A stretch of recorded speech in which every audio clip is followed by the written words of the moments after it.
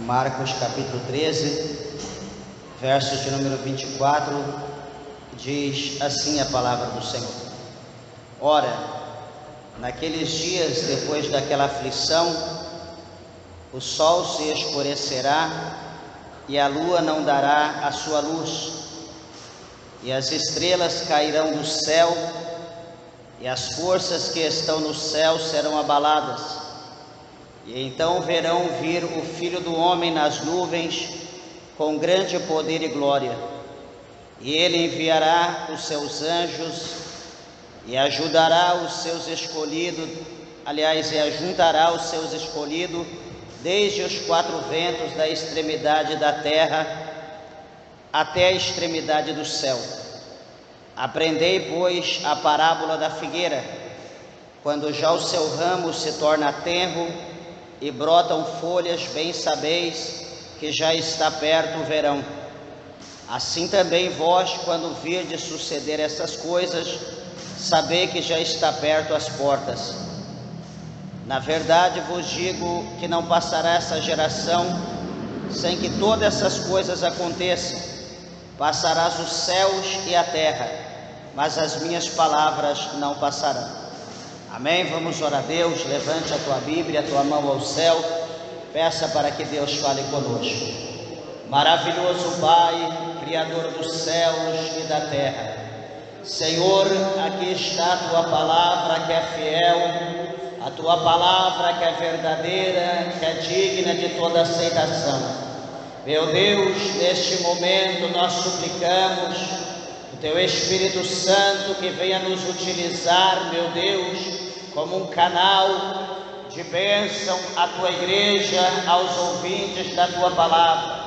Meu Pai, alcança cada coração, nos alimenta, faça, meu Deus, uma grande obra e que o teu nome seja glorificado para a glória de Deus, nosso Pai. Amém, Jesus. Amém. Meus irmãos, podeis vos assentar, desocupando vossas mãos, e dê uma salva de palma com alegria ao Senhor Jesus. Graças a Deus.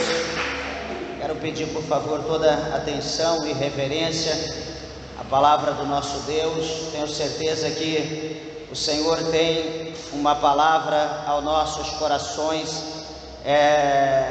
nesse dia.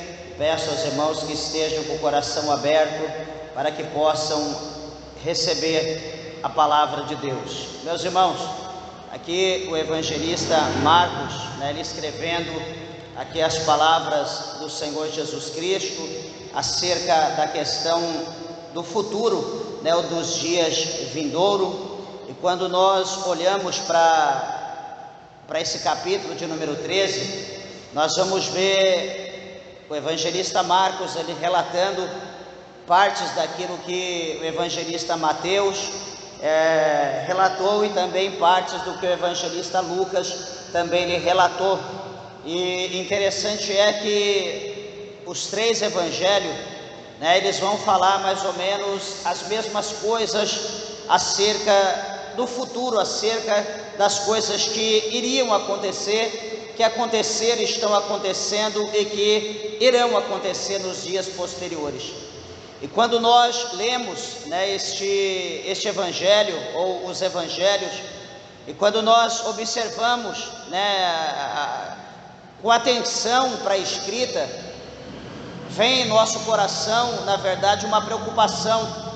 Não, na verdade, a preocupação é com, às vezes, a gente mesmo ou com a igreja de Deus, mas a preocupação que ela vem é a preocupação com as pessoas que estão no mundo, com as dezenas, centenas, milhares e bilhares de pessoas espalhadas por toda a terra, pessoas que outrora serviam a Deus, pessoas que outrora pregavam a palavra do Senhor, pessoas que louvavam, adoravam a Deus, e que por um motivo ou outro estão distanciados da presença de Deus, infelizmente escorregaram nos tapetes da vida, nos laços, no caminho de barro que o adversário preparou, espiritual, e a pessoa escorregou, caiu, saiu do caminho do Senhor, estão distanciados, desviados. né? Pessoas que você vai pregar para ele, como aqui o presbítero disse, né? Falando acerca da pregação, né? Pessoas que conhecem a palavra, pessoas que já pregaram, mas pessoas que não têm mais força, né? Pessoas que não têm mais condição, né, de servir a Deus porque acha que acabou, pessoas que acham que os seus pecados foram tão grandes, tão enormes, que não tem mais jeito para ele. Meus irmãos, a palavra do Senhor é clara em dizer, no capítulo 11, né, do Evangelho de Mateus, lá no verso 27 para frente, Jesus ele diz: vinde a mim, todos vós que estáis cansados e oprimidos, e eu vos aliviarei. Não importa o tamanho do nosso pecado, não importa o pecado que nós cometemos, não importa o que nós fizemos, não importa se adulteramos, não importa se cometemos homicídio, não importa se traficamos, não importa o que foi feito. O que importa é que se nós reconhecermos a grandeza de Jesus, o que importa é se nós nos humilharmos na presença do Senhor com o coração quebrantado, com vergonha do pecado que nós cometemos, e nos humilhar na presença do Senhor, certamente nós alcançaremos a misericórdia. O amor de Jesus irá nos cobrir, o amor de Jesus irá mudar a nossa vida, aquele medo que nós tínhamos irá ficar para trás, e o Senhor irá fazer de nós um novo homem, uma nova irmã, uma nova mulher, uma nova igreja, revestida e cheia do seu Espírito Santo. Louvado seja o nome do Senhor. Muitas pessoas talvez não acreditam e andam dizendo: eu estou fraco, eu não tenho força. Meus irmãos, o que abate o homem, o que abate a mulher, o que faz a pessoa perder o ânimo, perder a força de buscar a Deus, chama-se pecado. E o pecado, quando ele entra na vida da pessoa, ele contamina. O pecado é como a ferrugem que entra no metal, no ferro. Ele vai comendo, a vontade é destruir, é dissipar, é cair um pedaço para lá, outro pedaço para cá.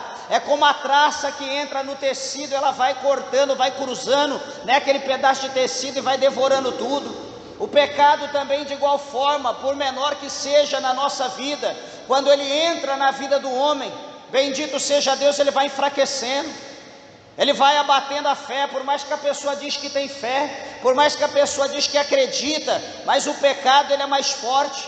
O pecado coloca o cansaço, o pecado coloca o desânimo, o pecado coloca a fadiga, o pecado faz com que a pessoa só tenha visão para as coisas do mundo, faz com que a pessoa deseje só as coisas do mundo e não as coisas de Deus. O pecado vai colocar no coração da pessoa que, não, você vai orar, Deus não vai ouvir a tua oração. Você tem promessa de Deus, mas outra hora Deus vai cumprir, né? Você tem coisa melhor para fazer, você tem que curtir o mundo, você tem que, né? Você está novo, você está nova, tem muita coisa ainda para você fazer. Meus irmãos, tem muita coisa ainda para nós fazer para Jesus, fazer na presença de Deus. A palavra do Senhor, ela é clara em dizer a nós, aqui no livro, escrito, né, por Salomão, conhecido como Eclesiastes, né? Quem não conhece Eclesiastes?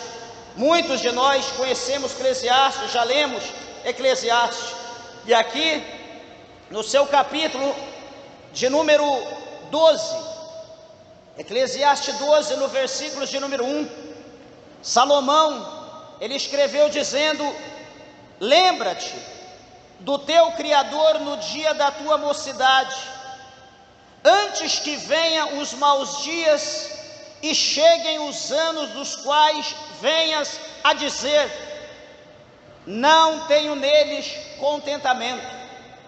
Veja que Salomão, ele foi o homem mais observador da face da terra que nós podemos enxergar pela Bíblia. Tudo Salomão ele observava e tudo ele escrevia. Salomão teve muitíssimas experiências na sua juventude, quando ele escreveu este livro conhecido como Cantares. Já na sua meia-idade ele escreve Provérbios, e já na idade avançada, já um senhor, ele escreve Eclesiastes, aonde ele revela toda a sua experiência, aonde ele revela toda a sua grandeza, toda a sua riqueza, tudo o que ele conquistou, e ele resume tudo isso dizendo que tudo era vaidade. E aqui ele diz para nós lembrar do teu Criador. Quem é o teu Criador? Lembrar de Deus, lembrar do Salvador, lembrar de Jesus Cristo, no dia da nossa mocidade, no dia que nós temos vigor, no dia que nós estamos fortes, no dia que nós estamos corados, estamos com força, no dia que nós temos saúde em abundância. Veja que ele diz que nós precisamos lembrar no dia da nossa mocidade. Já em contrapartida, o mundo diz que nós temos que curtir o mundo enquanto nós somos jovens. Nós temos que viver o mundo enquanto nós estamos fortes, enquanto nós temos saúde, e deixar para servir a Deus quando nós estivermos velhos. Há ditado por aí que diz que quem gosta de velho é doença, é enfermidade. Então nós temos que olhar para esse capítulo 12, para o versículo de número 1, e ver que Salomão ele diz que nós precisamos lembrar do nosso Criador hoje. Todos nós que somos jovens, que temos menos de 100 anos, todos nós que temos um projeto, um propósito, que temos o desejo de morar com Deus. Por que Salomão fala isso? Porque ele vai dizer que vai chegar os maus dias, vai chegar os anos, que nós estaremos talvez num leito, talvez numa cadeira de roda, paraplégico, talvez com uma enfermidade incurável, talvez à base de remédios, onde a gente vai dizer: meu Deus, eu queria tanto ir, eu queria tanto pregar, eu queria tanto fazer a obra, eu queria tanto anunciar Jesus, mas estou limitado, a idade chegou, eu dependo das pessoas para andar, para caminhar. Então Salomão está dizendo: vai chegar os maus dias, vai chegar os dias avançados, que nós não vamos ter mais alegria, nós não vamos ter mais vigor, nós não vamos ter mais força. Então o dia de lembrar do Criador é hoje, o dia de lembrar da seara, como foi lida aqui, é hoje, o dia de olhar para as almas, para as pessoas que estão nos bares, bebendo, enchendo a cara, sendo enganado pelo Zé Pilintra, pela Maria Padilha, pela Pombagira, sendo enganado pelo marinheiro, por todo tipo de demônio. Esse dia hoje, esse é o momento de olhar para aquele amigo traficante, aquele amigo que usa droga, aquela pessoa que se prostitui, que adultera, aquela pessoa que é viciado no jogo, e dizer: amigo, dizer irmão, meu colega. A Bíblia diz para você lembrar do teu Criador no dia da tua mocidade. Você precisa lembrar hoje do teu Criador, porque vai chegar o dia amanhã que você não vai ter mais prazer, que você não terá mais vigor, você não terá mais força.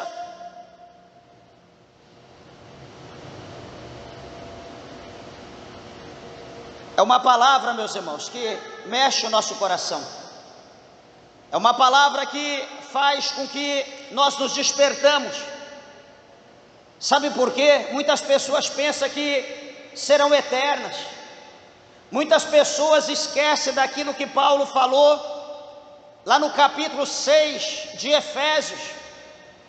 O que Paulo falou lá no capítulo 6 de Efésios, entre tantas coisas que ele disse?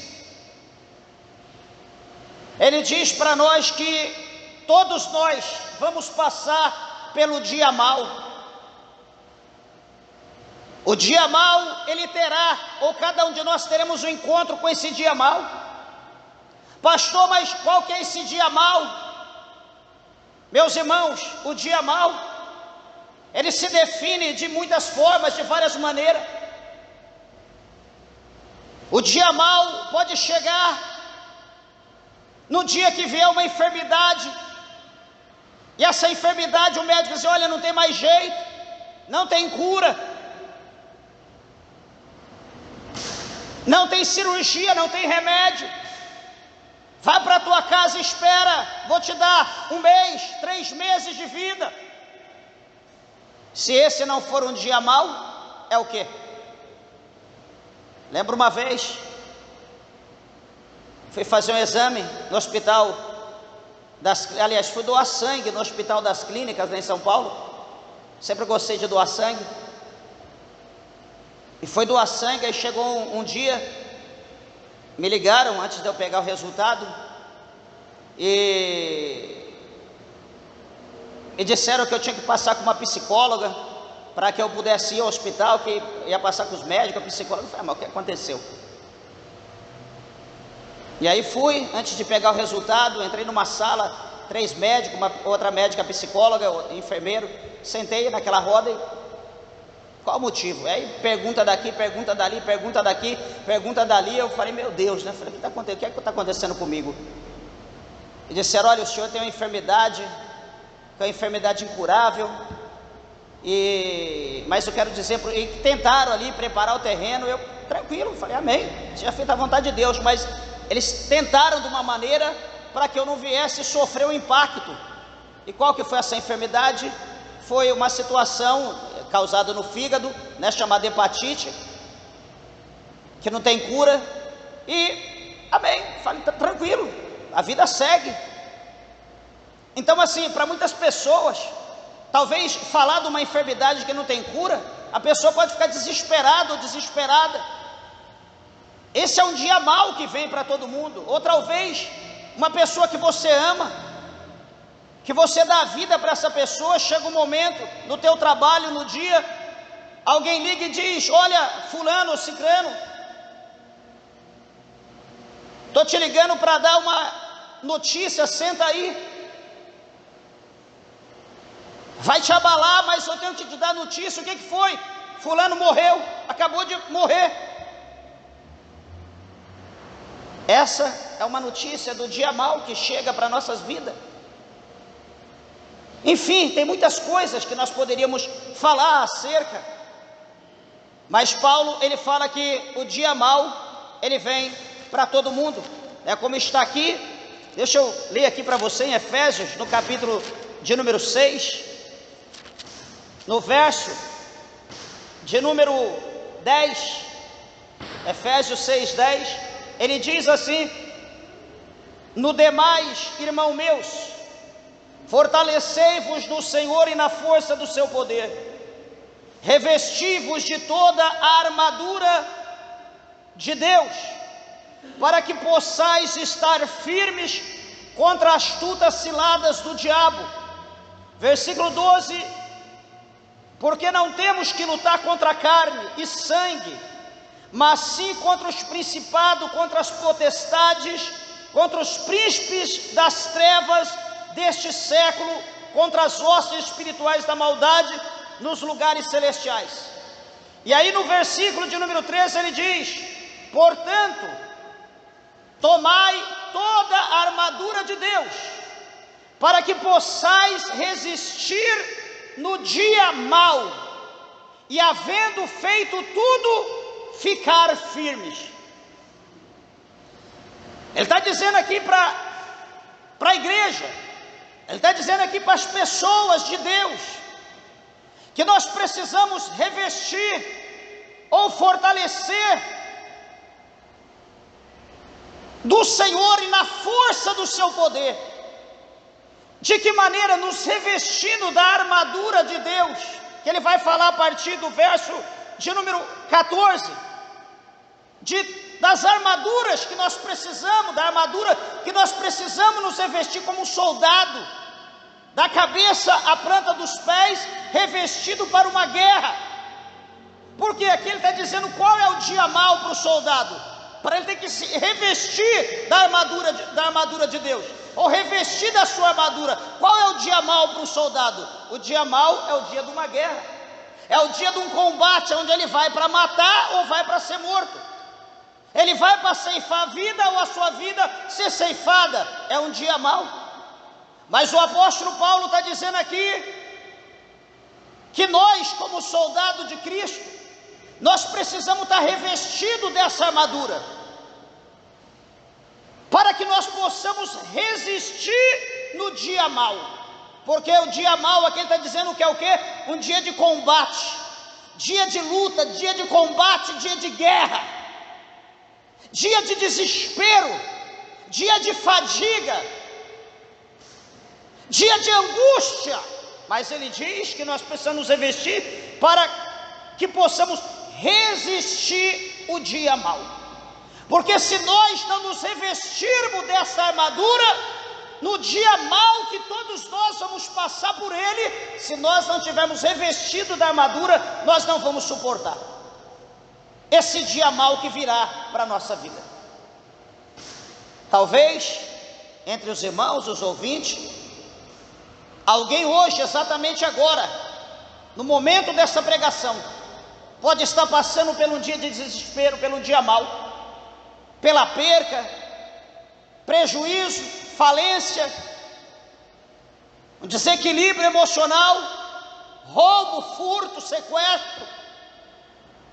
Mas aqueles que tiverem revestido da armadura de Deus, este vai conseguir, como diz aqui a palavra de Deus, vai conseguir ficar firme, vai conseguir ficar de pé, vai conseguir suportar aquele momento. Nós observamos Paulo, o apóstolo Paulo, ele escreve a Timóteo, no capítulo 4, e ele diz para Timóteo: Timóteo, combati o bom combate, acabei a carreira e guardei a fé. Se o apóstolo Paulo, ele não tivesse revestido da armadura de Deus, será que o apóstolo Paulo iria suportar o dia mau ou os dias maus que vieram sobre a sua vida? Nunca. Para ele dizer combati o bom combate, acabei a carreira e guardei a fé, ele tinha que estar revestido da armadura de Deus. Eu pergunto à igreja, aos ouvintes, será que você está, será que nós estamos revestidos da armadura de Deus? O sinal que Paulo mostra para nós o que ele passou, ele diz, escreveu aos Coríntios, dizendo das aflições, das angústias, das perseguições, dos açoites, dezenas de açoites que ele teve, a nudez que ele passou, a fome que ele passou, apedrejado, derramou tanto sangue que as pessoas olhavam, dizia que Paulo estava morto, pela forma que ele foi perseguido, pela forma que ele sofreu. Ficou cerca de 15 dias no navio, no naufrágio, sem ter comida, sem ter água para beber. Foi preso, passou por tanta coisa. Eu nunca vi o apóstolo Paulo murmurando, questionando: não estou aguentando, que prova, que luta, cadê Deus, cadê as promessas? Sabe por quê? Ele tinha que passar pelo que ele passou, para que ele pudesse receber a coroa que estava preparada, não só para ele, mas para todos aqueles que amam a vinda do Senhor Jesus Cristo de Nazaré. Meus amados, o próprio Jesus, como nós pregamos no culto anterior, né, Jesus, ele precisou passar por tudo que ele passou, por todo o sofrimento, ele precisou ser moído, para que ele pudesse receber a glória, para que ele pudesse ser exaltado, para que ele pudesse retornar para o seu trono de glória, juntamente com o seu Pai. Nós queremos a glória, nós queremos o poder, nós queremos tudo, mas nós não queremos passar pela moinha de Deus.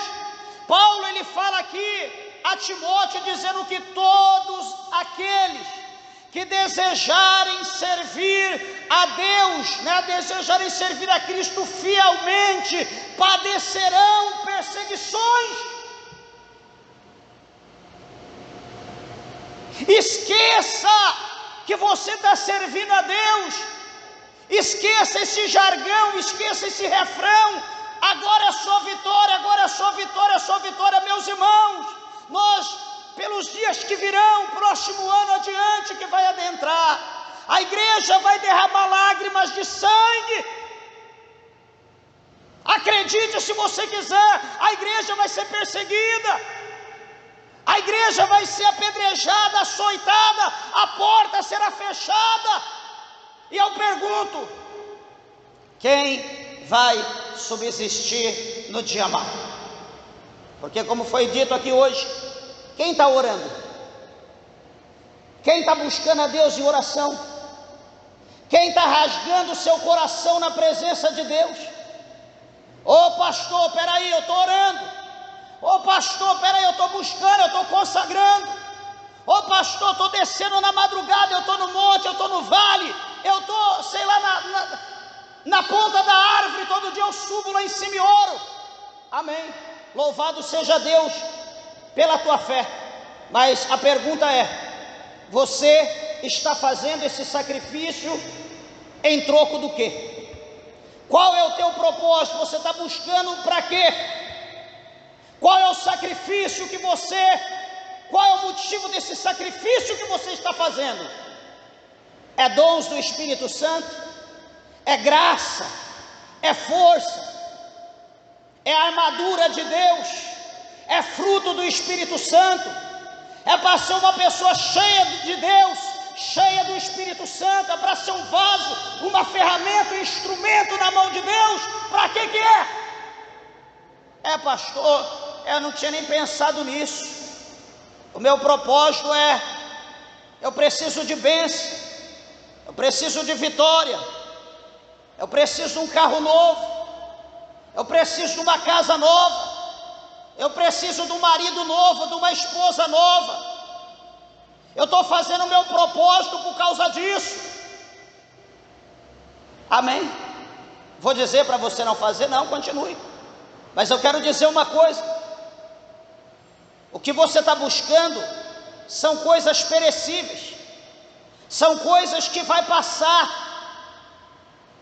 e quando chegar o dia mau, essas coisas que você está buscando não vai te dar resistência, não vai te dar força, graça, para você subsistir, para você permanecer de pé no dia mau. O primeiro vento que soprar, o primeiro açoite que for dado no teu lombo, você vai correr mais do que o cão corre da cruz. Tenha certeza do que eu estou te dizendo. Então nós precisamos lembrar do capítulo 6, do versículo 33 do Evangelho de Mateus, quando o evangelista Mateus ele escreveu as palavras de Jesus dizendo: buscai primeiramente o reino de Deus e a sua justiça, e todas as demais coisas vos serão acrescentadas. A Bíblia diz que Jesus sabe o que nós necessitamos. Jesus ele diz que os gentios fazem isso.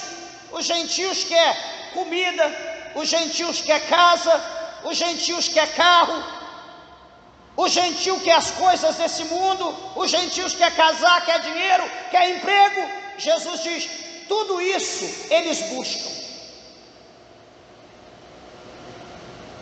Nós, como igreja de Deus, nós vamos agir como eles, nós vamos fazer como eles. Por isso que Jesus ele diz: buscai vocês, minha igreja, buscai primeiramente o reino, e as outras demais coisas o Senhor sabe o que cada um necessita, Ele vos acrescentará. Não estou querendo abater a fé da igreja, a fé dos ouvintes. Nós precisamos saber orar. A palavra do Senhor diz aqui um pouco mais à frente que nós pedimos, nós oramos, nós clamamos e suplicamos, só que nós não recebemos, nós não alcançamos o que nós buscamos, porque a Bíblia diz que nós oramos e pedimos mal, nós não sabemos orar como convém orar. Pastor, como que eu vou orar então? Primeiramente, Se humilhe na presença de Deus, peça perdão, peça para o Senhor tirar todos os pecados, para Deus te libertar, desde o menor ao maior, que você saiba ou que você não sabe. Comece a buscar as coisas do céu, como está aqui em Colossenses capítulo 3, verso 1.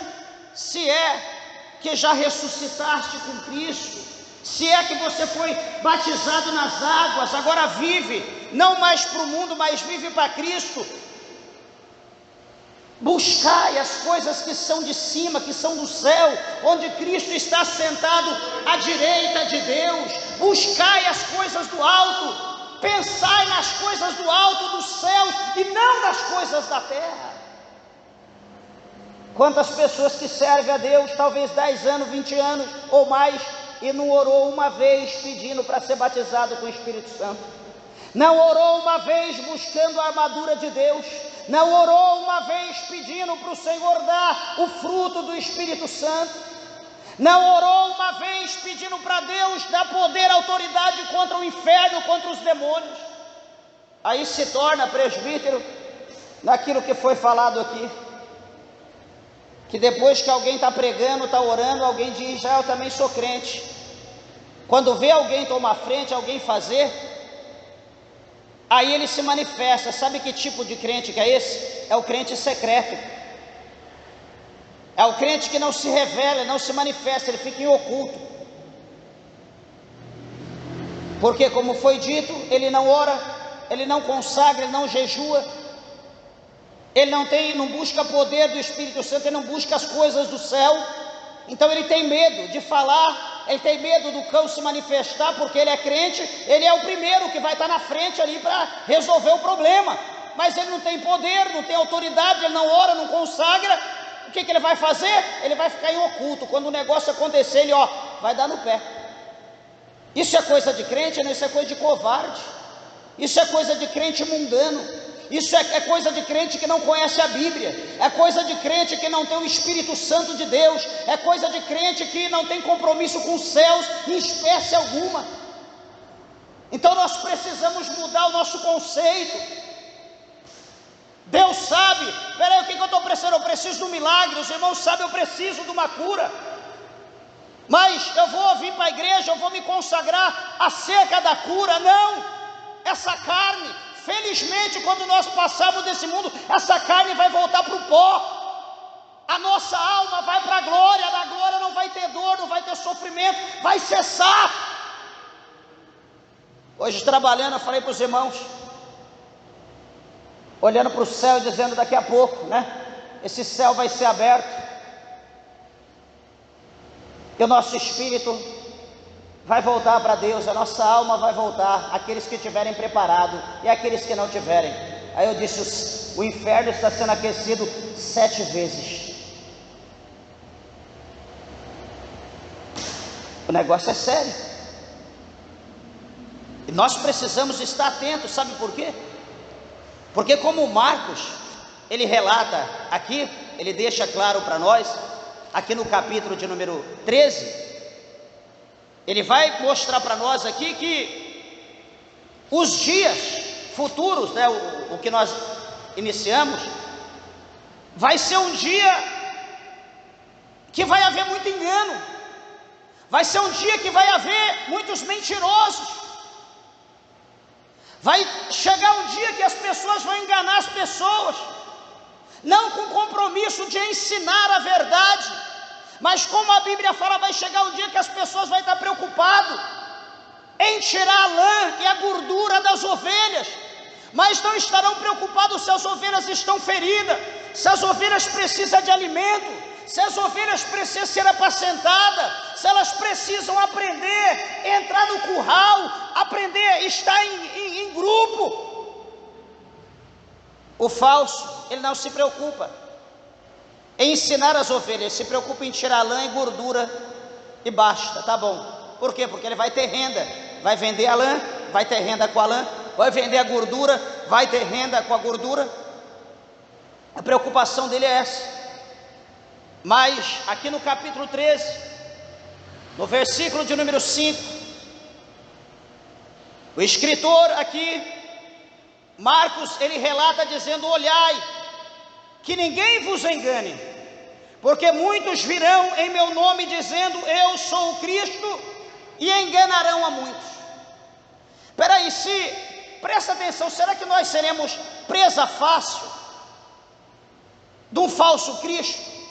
Meus irmãos, hoje, se alguém ouvir ali num lugar, alguém falando em língua, a pessoa vai correndo, opa, tem um profeta aqui, a pessoa entra lá, não tem conhecimento, não sabe da vida do profeta, da profetisa, se casou 1, 2, 3, 4, 5 vezes, se está casado ou amigado, a pessoa não tem o conhecimento como está a vida da pessoa, e a pessoa vai lá, se expõe, e a pessoa fala qualquer coisa, bate o pé ou a mão, opa, é Deus na terra.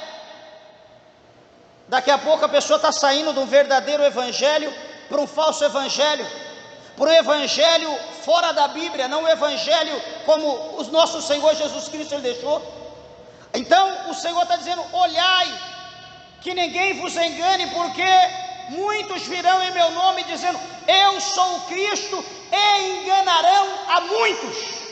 Graças a Deus que não é a todos, a muitos. Eu pergunto, quantos estão sendo enganados?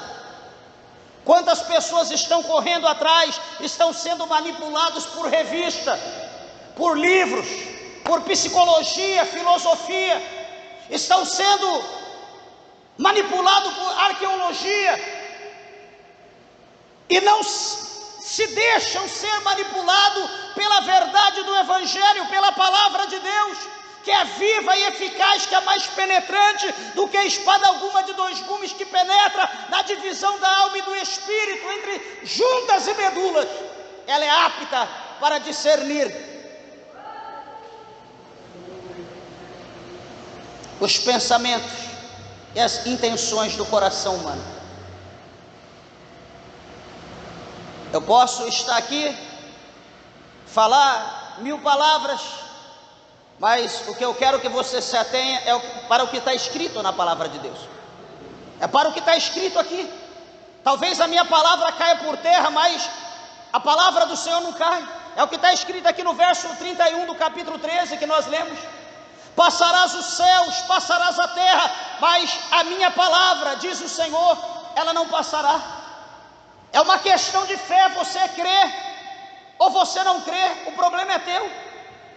Você não precisa crer, só que interessante é, aqui no Evangelho segundo escreveu João, no capítulo de número 12, no versículo de número 47, o Senhor Jesus disse, João escreveu, está assim: se alguém ouvir as minhas palavras e não crer, eu não julgo, porque eu vim não para julgar, mas para salvar o mundo.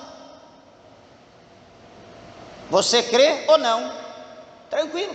Jesus diz que na ocasião aqui, no versículo em evidência, ele não veio para julgar, ele veio para salvar. Só que no verso 48, Jesus ele fecha, e ele diz assim: quem me rejeitar a mim e não receber as minhas palavras, já tem quem o julgue. A palavra que eu tenho pregado, essa o há de julgar no último dia. Agora o negócio ficou estreito. A gente não é obrigado a crer, a gente não é obrigado a acreditar nessa palavra. Só que o Senhor Jesus está dizendo que essa palavra que Ele pregou, a palavra que Ele anunciou, a palavra que Ele deixou para a igreja, Ele diz, essa há de julgar no último dia. Será que nós temos a sensibilidade de entender que nós vamos ser julgados pela palavra de Deus? Meus irmãos, eu fico em extremo preocupado, e pelo zelo, o amor que eu tenho pela igreja, de fazer interpretação errônea. Eu prefiro a Bíblia literal, como ela é, do que as interpretações. Porque quando nós olhamos para a interpretação, nós vamos ver muitos pensadores, nós vamos ver uma linhagem de pensamento, de filósofos, de cientistas muito grande acerca da interpretação. E detalhe, a palavra de Deus, está escrito que ela não é interpretada naturalmente por pessoas naturais, por pessoas do mundo, por pessoas simples, ou que têm a sabedoria do mundo.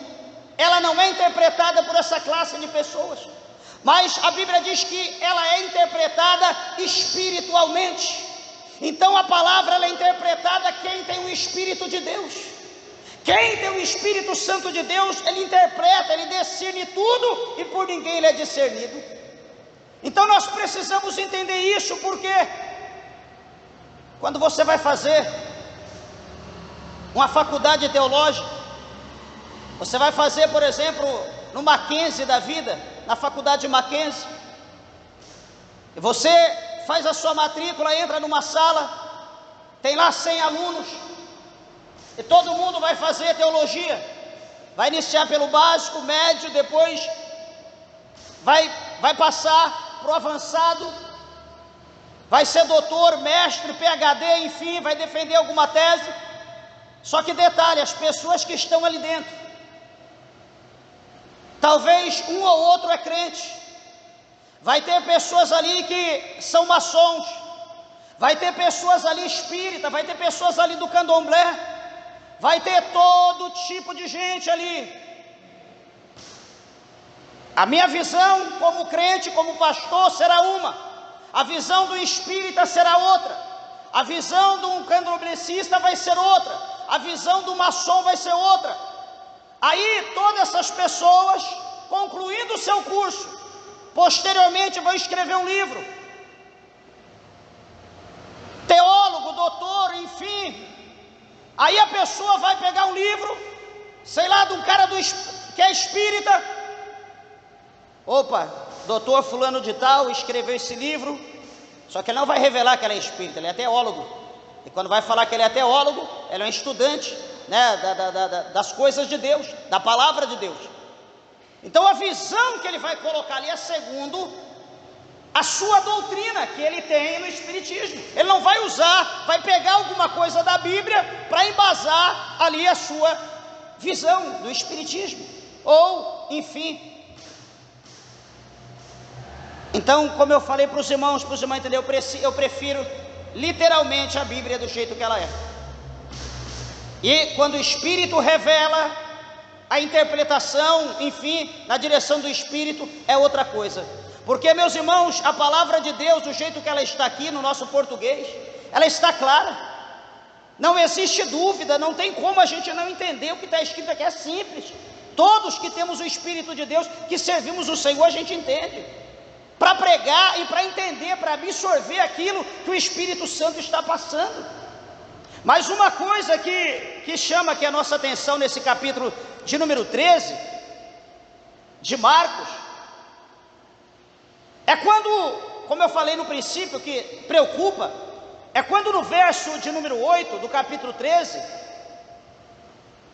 ele diz que, aliás, o verso 7 do capítulo 13, ele diz: e quando ouvirdes de guerras e de rumores de guerras, não vos perturbeis, porque assim deve acontecer, mas ainda não será o fim. E ele diz no 8, porque se levantará nação contra nação, reino contra reino, haverá terremotos em diversos lugares, haverá fomes, isso será o princípio de dores. Eu estou dizendo, precisa interpretação para a gente entender isso aqui?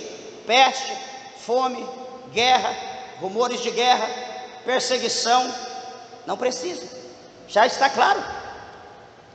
Então esse dia aqui, como eu falei, com base lá no capítulo de número 6, no verso 13, de Efésios, isso aqui é o dia mau. Isso aqui é o dia mau que a igreja vai sofrer, é o dia mau que a humanidade vai sofrer. E aí a pergunta de novo: será que nós estamos revestidos com a armadura de Deus? Por que nós temos que estar revestido com a armadura? Porque revestido com a armadura, se nós somos atingidos pelas costas, se nós somos atingidos pela cabeça, se nós somos atingidos pela frente, no tórax, nós teremos a armadura. A armadura vai nos proteger dos dardos, das flechas, enfim, de tudo que o adversário usar contra a nossa vida, seja na parte espiritual, seja literal, seja de alguma outra forma, no psicológico. Nós vamos estar prontos, nós vamos estar preparados. O diabo não vai ter êxito, ele não vai conseguir nos derrubar. Por quê? Porque nós temos a mente de Cristo, nós estamos revestidos de Cristo. Nada vai nos vencer. Mas e se nós não estivermos revestidos? E se chegar esse dia mau? Como o verso 9 diz: mas olhai por vós mesmos, porque vos entregarão aos concílios e às sinagogas, serei açoitado e serei apresentado ante os governadores e reis, por amor de mim, para lhes servir de testemunho. Isso aqui é a perseguição que está por vir, que não está muito longe, está perto. E por isso, meus irmãos, que essa preocupação, esse zelo em advertir a igreja que é tempo de se humilhar, é tempo de buscar o Senhor, porque nós tivemos atrás aí, né, esse pandemônio aí de cerca de 2 anos, há quem diga que está aumentando novamente. Muitos se desviaram, muitos se distanciaram, perderam a força, não estavam revestidos, não aguentaram passar pelo dia mau, pela enfermidade, pela perca de entes queridos, enfim, tantos prejuízos. E agora, chegando o dia, quando ele diz que vos entregarão ao concílio, à sinagoga, serei açoitados, serei apresentados diante das autoridades, para darmos testemunho acerca de Cristo. Será que nós teremos força? Será que nós vamos resistir? Teremos força para ir diante das autoridades? Ser preso, ser condenado, perder membros do corpo, da família e não negar Jesus Cristo? Será que nós estaremos preparados para isso? É coisa de se pensar. Isso tem acontecido no mundo, está acontecendo aqui do lado e logo vai acontecer aqui no Brasil. Meus irmãos, por amor à tua alma, por amor à promessa que Deus fez à tua vida, se achegue a Jesus. Comece a orar mais, comece a buscar mais, comece a consagrar mais, a jejuar mais. Um dia de jejum não vai matar ninguém. Um dia sem comer, ninguém vai morrer de fome. Um dia sem beber água, ninguém vai morrer de sede. Comece a se santificar, a se consagrar. Comece a buscar o poder do Espírito Santo de Deus. Peça para o Senhor te transformar num novo homem, numa nova mulher, numa nova igreja de Cristo. Esquece um pouco das coisas dessa terra. Atenta um pouco o teu olhar, o teu pensamento para o céu. Lembra que lá no céu tem algo muito excelente, muito mais do que qualquer coisa dessa terra. 1 Coríntios, no capítulo 2, no versículo 9, o apóstolo Paulo diz que o que o olho não viu, o que o ouvido não ouviu, e o que não subiu ao coração do homem, é o que Deus tem preparado a todos aqueles que o amam. Certamente o que o Senhor tem para nós, meus irmãos, não se compara com nada desta terra. Não se compara com reino, com palácio, palacete, não se compara com avião, não se compara com helicóptero, com carro, limusine. Nada se compara com o que Deus tem no céu para nós. É muito mais excelente. Por isso eu peço, atenta os teus olhos, o teu pensamento para as coisas do céu. Repito mais uma vez, 6,33 de Mateus: buscai primeiramente o reino de Deus e a sua justiça, e as demais coisas o Senhor vai nos acrescentar. Observa, meus irmãos, já vou encerrar.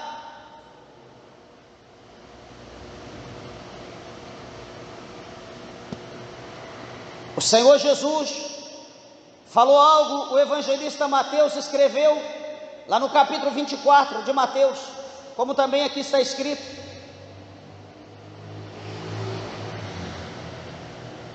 Lembra os dias de Noé? Quem não conhece os dias de Noé? Quem não lembra? A palavra do Senhor, é o próprio Jesus, diz que nos dias de Noé, as pessoas compravam, as pessoas vendiam, as pessoas negociavam, as pessoas casavam e as pessoas davam-se em casamento. Pelo menos 5 ações. Alguém pode olhar e dizer: pastor, mas qual é o pecado? Em vender, em comprar e negociar, em casar e dar esse casamento. Qual é o pecado? Nenhum. Isso é coisa normal do dia a dia nosso. Alguém casou, alguém vai casar, alguém foi tomado em casamento, outro foi dado em casamento. Hoje alguém negociou, está negociando, tem alguma coisa prevista para amanhã. Alguém comeu hoje ou não comeu, vai comer amanhã, vai beber. São coisas naturais. Só que o que Jesus disse? Que nessa ação, Jesus disse que o dilúvio veio e pegou todos de surpresa, pegou todos despreparados. Por quê? Porque eles estavam ancorados, cada um nos seus negócios, estavam ali como avestruz, desculpa da expressão, com a cabeça dentro do buraco, antenados só para as coisas lá de dentro daquele buraco. Não estavam preocupados com os acontecimentos, não estava preocupado com o homem de Deus que pregava todo dia, chamado Noé: arrependei-vos, convertei-vos, porque vai vir o dilúvio, esse mundo vai ser destruído. Esse homem está louco, 600 anos de idade, viveu demais, está louco, olha o que ele está fazendo. Para que isso? Para que essa arca imensa, negócio de dilúvio, para com isso, não cai água sobre a terra, só sereno. E continuaram comprando, vendendo, casando, dando em casamento, comendo, bebendo, praticando as coisas do dia, cada dia querendo mais, cada dia uma extra, cada dia um emprego novo, um aumento novo, cada dia um cavalo novo, cada dia um novo carro, cada dia uma casa melhor. Essa era a preocupação naquela época, e hoje também é a nossa preocupação. Preocupado em comer, em comprar amanhã, preocupado em vestir algo melhor, preocupado em trocar o carro, preocupado em reformar a casa, preocupado em comprar outra casa, preocupado em ganhar mais dinheiro, em ganhar, e as coisas do céu, e o reino. Aí o Senhor diz que o dilúvio veio naquele dia, e todos morreram, preocupados com as coisas dessa terra. Eu pergunto: qual é a tua preocupação? Com que você está preocupado? Será que existe alguma coisa nessa terra que nós devemos nos preocupar tanto? Que a preocupação venha a ser maior do que preocupar com o reino dos céus, o reino de Deus, aonde nós vamos passar a eternidade? Será que merece mais se preocupar com as coisas dessa terra do que com as coisas do céu?